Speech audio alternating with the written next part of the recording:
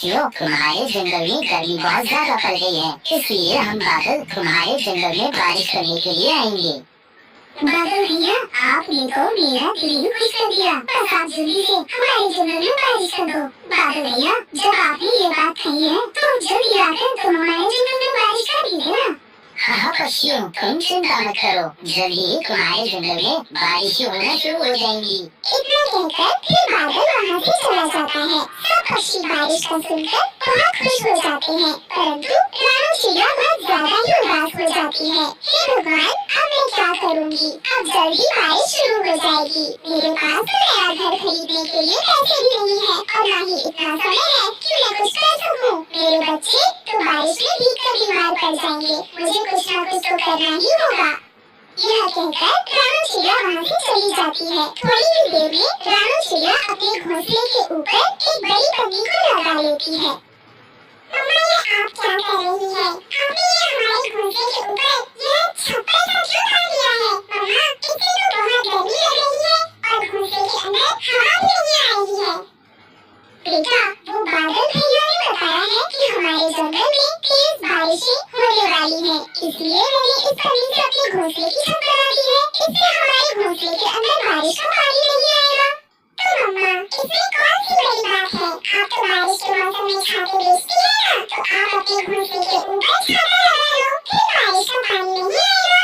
नहीं गुड़िया बेटी, जब से तुम्हारे पिता की मौत हुई है तब से हम बहुत गरीब हो गए हैं। हमारे पास आज के लिए तो भोजन खाने के लिए है, लेकिन पता नहीं कल को कहाँ से आएगा और बारिश से कहीं ये घर भी न टूट जाए। लेकिन तुम बिल्कुल भी चिंता मत करो, मैं कल से छाते बेचना शुरू करूँगी। उन्हें बेचकर जो पैसे आएंगे उनसे हम अपने घर का गुजारा करेंगे।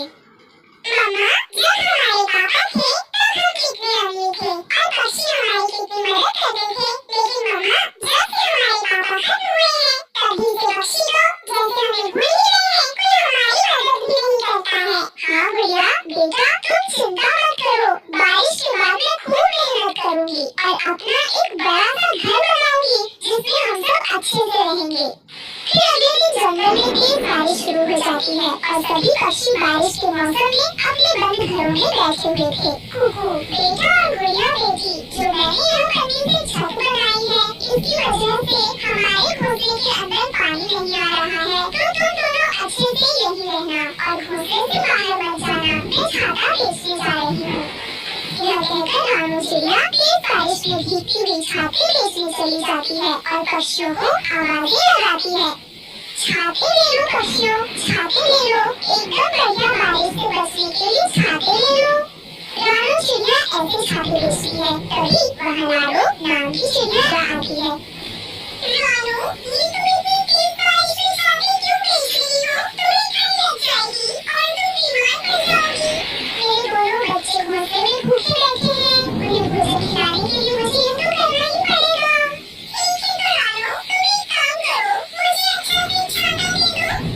फिर रानो एक छाता लेकर वहाँ से चली जाती है। वहीं दूसरी तरफ रानी चिड़िया के दोनों बच्चे जमीन पर पड़े हुए थे और उन्हें काफी ज्यादा चोट लगी हुई थी। बारिश तेज होने की वजह से घोंसला टूट फूट जाता है, इसीलिए वो जमीन पर पड़े थे। रानो चिड़िया के बच्चे काफी देर तक बारिश में भीगते रहते हैं, लेकिन वहाँ कोई भी नहीं आता। वहीं दूर बैठा टुनटुन चिड़ा ये सब देख लेता है, तब वो वहाँ आता है।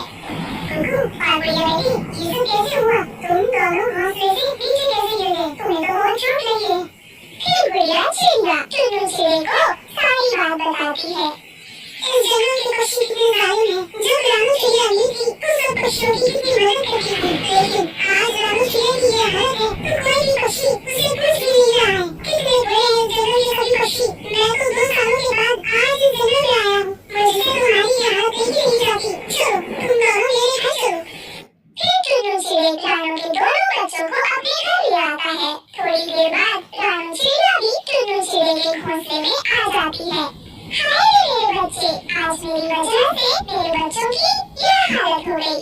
नहीं रानी चिड़िया, इसमें तुम्हारी कोई गलती नहीं है, सारी गलती पक्षियों की है। उन्हें तुम्हारा ख्याल रखना चाहिए था। जब तुम अमीर थी तो तुम पक्षियों का कितना ख्याल रखती थी, उन्हें भोजन तक लाकर देती थी। रानी चिड़िया, इस जंगल के पक्षी बहुत बुरे हैं, अब तुम यहाँ से कहीं नहीं जाओगी, तुम मेरे ही घर में रहोगी। टुन्नू, आज गई हूँ, तुम पहले भी ऐसे ही थे और आज भी ऐसे ही हो, तुम बिल्कुल भी नहीं बदले हो।